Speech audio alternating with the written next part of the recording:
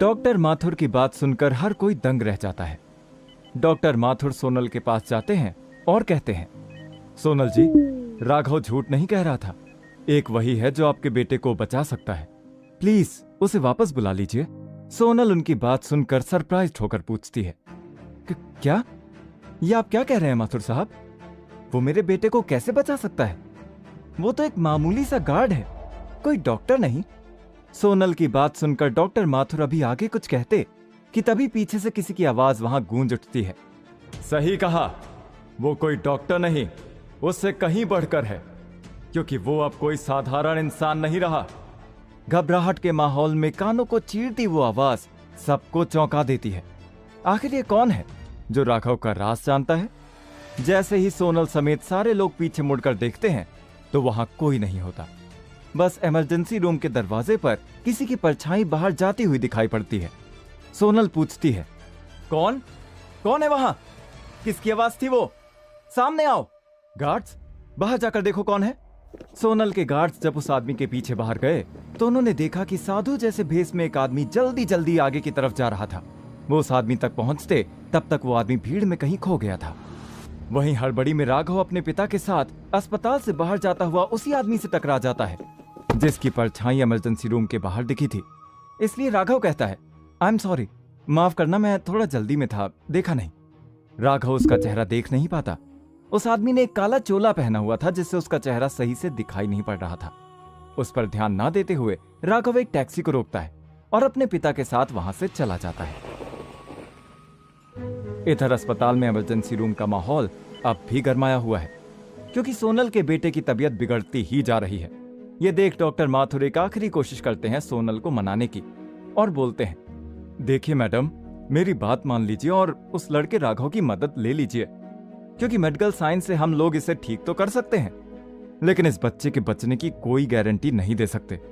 लेकिन राघव के पास जो विद्या है उसकी मदद से ना सिर्फ वो इसे बचा सकता है बल्कि पूरी तरह ठीक करने की गारंटी भी दे सकता है। राघव के पास सुनहरी सुई की विद्या है। इस समय वही है जो आपके बेटे को बचा सकता है। लेकिन अब वो क्यों आएगा मेरी हेल्प करने? अभी थोड़ी देर पहले ही मेरे गार्ड्स ने उसकी इतनी बुरी तरह से पिटाई की थी। सोनल ने कुछ सोचते हुए कहा, जिस पर डॉक्टर माथुर बोले, राघव ऐसा नहीं है।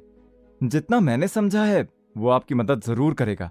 थोड़ा सोचने के बाद अनचाहे मन से सोनल अपने गार्ड्स को भेजती है राघव को ढूंढने के लिए। थोड़ी देर पहले राघव ने अपने पिता का इलाज करके अस्पताल में सबको चौंका दिया था। सुनहरी विद्या एक मामूली से गार्ड के पास कैसे आई किसी को नहीं पता था। राघव अपने पिता के साथ टैक्सी में घर की तरफ निकल जाता है। ये सब इतना जल्दी हुआ कि राघव को सोचने का समय तक नहीं मिला कि उसके साथ ये सब हो क्या रहा है। कल तक वो एक मामूली से गार्ड था और आज शहर के सबसे बड़े अस्पताल के डॉक्टर्स उसके आगे नौसिखिए मालूम पड़ रहे थे। और वो सुनहरी विद्या, वो ना जाने उसके पास कहां से आई। डॉक्टर माथुर जैसे माने हुए डॉक्टर भी राघव के ज्ञान को नकार नहीं सके। तभी राघव को ध्यान में आया कि ये सब उसके एक्सीडेंट के बाद हुआ था, जब वो अपनी सास गीता देवी के तानों की वजह से अपनी पत्नी को तलाक देने के लिए अस्पताल से निकला था और कोर्ट में अपनी पत्नी स्नेहा को बचाते हुए उसका एक्सीडेंट हो गया था। ये सब उस एक्सीडेंट के बाद हुआ है। राघव ने अपने मन में सोचा। ये सब क्या था वो समझ नहीं पा रहा था कि तभी राघव का ध्यान टैक्सी के हॉर्न से टूटता है और वो अपने पिता से पूछता है, पापा, आज जो कुछ हॉस्पिटल में हुआ वो देखा आपने? वो सब क्या था? राघव के पिता को कुछ समझ नहीं आता। वो चिंता और घबराहट में कुछ बोल नहीं पाते, बस फटी आंखों से राघव को देखते रह जाते हैं। राघव उनसे पूछता है, क्या आज से पहले भी आपने ऐसा कुछ देखा है पापा? कुछ ऐसा है जो आप बता नहीं रहे हैं, या फिर कुछ ऐसा जो मुझसे छुपा रहे हैं? बोलिए ना। ये सब सुनहरी विद्या और वो चोट? राघव के पिता चुप रहते हैं और मुंह लटका लेते हैं। उनके माथे पर चिंता की लकीरें साफ दिखाई दे रही थी। उन्हें परेशान देखकर राघव उनसे कहता है, मैं भी कितना मतलबी हूं, मैं तो भूल ही गया था कि आप इतनी लंबी बीमारी से उठे हैं। सॉरी, आप ज्यादा मत सोचिए, छोड़िए ये सब। आपको भूख लगी होगी ना? चलिए घर जाने से पहले हम कुछ खा लेते हैं। फिर ड्राइवर को उसने बोला, भैया सुनो, दिल्ली हाईवे के पास वाले रेस्टोरेंट पर रोकना जरा। राघव घर जाने से पहले टैक्सी को एक रेस्टोरेंट पर रुकवाता है और अपने पिता के साथ रेस्टोरेंट में अंदर जाता है। वहीं दूसरी ओर राघव की सास गीता उसकी पत्नी स्नेहा को एक लड़के से मिलाने होटल ताज ले जा रही है। आज ये किस्सा खत्म करके रहूंगी। मैं इस गार्ड से तेरा पीछा छुड़ा कर ही मानूंगी। जा, सुंदर सा सूट पहनकर तैयार हो जा। एनआरआई लड़का है, इंडियन कपड़ों से जल्दी इंप्रेस होगा। गीता देवी ने अपनी बेटी स्नेहा की तरफ देखते हुए कहा कि तभी गीता के फोन पर स्नेहा के पिता अतुल अग्रवाल का फोन आता है। ये सब मैं क्या सुन रहा हूँ गीता? एडवोकेट साहब ने बताया तुम स्नेहा और राघव का तलाक करवा रही हो। तुम्हारा दिमाग तो ठीक है ना? तुम जानती हो अगर 1 साल से पहले इनका तलाक हुआ तो स्नेहा की जिंदगी के लिए कितना बड़ा खतरा हो सकता है। इस पर गीता उन्हें कहती है, जानती हूँ, लेकिन क्या तुम नहीं जानते थे कि ये गार्ड इस घर का दामाद बन सकता है, लेकिन हमारी स्नेहा का पति कभी नहीं बन सकता। देखो, ये तलाक आज नहीं तो कल होना ही है। मैं एक गार्ड को अपने घर में बर्दाश्त नहीं करूंगी। और हमारी स्नेहा को रिश्तों की क्या कमी? ये छूटेगा तो दूसरा आएगा। और वैसे भी इतना शोर मत मचाओ तुम। तलाक हुआ नहीं, हो जाता अगर कोर्ट के बाहर वो बस ना आती और स्नेहा का एक्सीडेंट ना होता। उसकी बात सुनकर अतुल अग्रवाल चिंता जताते हुए पूछते हैं, एक्सीडेंट? स्नेहा ठीक तो है ना? गीता ने उन्हें जवाब दिया, स्नेहा बिल्कुल ठीक है। जिस काम के लिए आपने इस गार्ड को रखा था वो बस वही तो पूरा कर रहा था। स्नेहा के रास्ते आने वाली मुसीबत को अपने सिर ले लिया उसने। और ठीक भी है, उसे इस काम की एक मोटी रकम जो मिल रही है। मेरा बस चले तो उसको एक फूटी कौड़ी तक ना दूं। वो खुशकिस्मत है कि उसे इस घर में अंदर आने को मिलता है, हमारे खानदान से नाम जोड़ने को मिला। इस पर अतुल ने चिंता जताते हुए पूछा, ओह माय गॉड, राघव ठीक तो है? उसे चोट तो नहीं आई? गीता ने चिढ़कर उनको जवाब दिया, हाँ हाँ, बिल्कुल हट्टा कट्टा है वो, कहीं चोट नहीं आई उसे तो बस बहाना चाहिए हमसे पैसे निकालने का। अब अतुल अग्रवाल ने सख्ती से गीता को कहा, देख लिया गीता, तलाक नहीं हुआ तो ये हालत है। एक बड़ी मुसीबत स्नेहा के सर से टल गई, और अगर तलाक हो जाता तो भगवान ही जानता है आगे क्या होता। और आज स्नेहा राघव की बदौलत ही सही सलामत है, वरना। गीता ने गुस्से में पूछा, वरना क्या?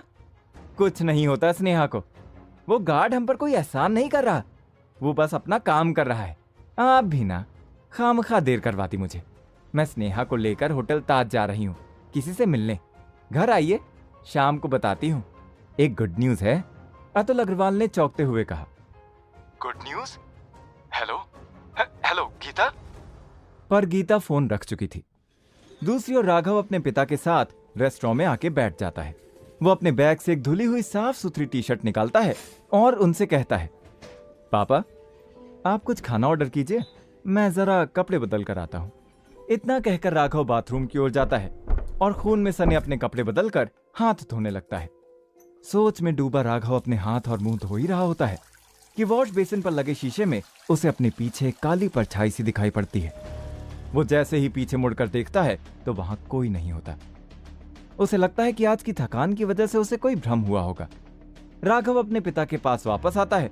दोनों नाश्ता करके अपने घर के लिए निकल पड़ते हैं। सोनल के गार्ड्स राघव को पूरे शहर में ढूंढते हैं, पर उनके हाथ कुछ नहीं लगता कि तभी एक बड़े से बंगले से बाहर निकलते गार्ड्स को गीता और स्नेहा दिखाई देती हैं। तभी उनमें से एक गार्ड स्नेहा की ओर इशारा करके कहता है, भाई सुनो, ये वही लड़की है ना जो आज सुबह उस राघव के साथ हॉस्पिटल में खड़ी थी? इतना बोल वो गार्ड्स स्नेहा से पूछते हैं, एक्सक्यूज मी मैडम, क्या आप बता सकती हैं राघव सर कहाँ मिलेंगे जिनके साथ आप आज हॉस्पिटल में आई थी? गीता ये सुनकर गुस्से में बोलती है, सर फटीचर है वो, यहाँ कोई राघव नहीं है। उसे ढूंढना है तो कचरे के ढेर में जाओ, वहीं रहने की औकात है उसकी। हमें देर हो रही है, चलो स्नेहा। बॉडीगार्ड गीता से दोबारा पूछता है, लेकिन मैडम सुनिए तो, वो हमारी मैडम सोनल जी के बेटे। गीता बिना कुछ सुने स्नेहा का हाथ पकड़कर उसे गाड़ी में बिठाती है और वहां से चली जाती है। और वहां राघव अपने पिता के साथ टैक्सी से उतरकर घर की ओर बढ़ता है, जो कि मुख्य सड़क से 2 मिनट की दूरी पर गलियों के अंदर है। राघव अपने पापा से बोल रहा है, मैं बहुत खुश हूँ पापा कि आप ठीक हो गए। मैं बता नहीं सकता कि मैं कितना अकेला पड़ गया था।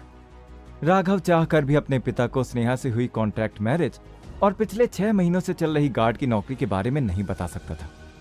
वो जानता था कि ये सब जानने के बाद उसके पिता को ठेस पहुंचेगी और उन्हें लगेगा कि उनकी हालत की वजह से राघव ने ये सब कुछ झेला। राघव कुछ और बोल पाता कि इतने में उसकी नजर अपने घर के दरवाजे पर पड़ती है, जहां से बहुत शोर आ रहा है और आसपास वाले भीड़ लगा के खड़े हैं।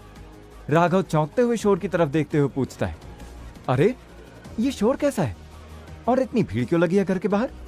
पापा आप यहीं रुकिए, मैं देखता हूं। राघव अपने पिता को वहीं रोक दौड़ता हुआ घर की ओर बढ़ता है और वहां का नजारा देख उसे अपनी आंखों पर यकीन नहीं होता। सोनल के दोनों बॉडीगार्ड घर के बाहर खड़े थे और घर का सारा सामान बाहर सड़क पर फेंका हुआ था। ये देख राघव आंख बबूला हो गया, खुद पर संयम खो बैठा और सीधा जाकर बॉडीगार्ड पर हाथ छोड़ दिया। राघव गुस्से में उनसे कहता है, तुम बिगड़े अमीर लोग, तुम क्या सोचते हो? तुम अमीर हो तो कुछ भी करोगे, किसी के भी घर में घुस जाओगे। वहां अस्पताल में मुझे मारकर शांति नहीं मिली कि तुम मेरे घर तक आ पहुंचे। तुम्हारी हिम्मत कैसे हुई मेरे घर आकर हमारा सामान बाहर फेंकने की? तुम लोगों को तो मैं बताता हूं अब। राघव ने गुस्से में चिल्लाते हुए बॉडीगार्ड पर हाथ उठा दिया कि तभी उस बॉडीगार्ड ने राघव का हाथ पकड़ते हुए कहा, यह हमने नहीं, उस औरत ने किया है।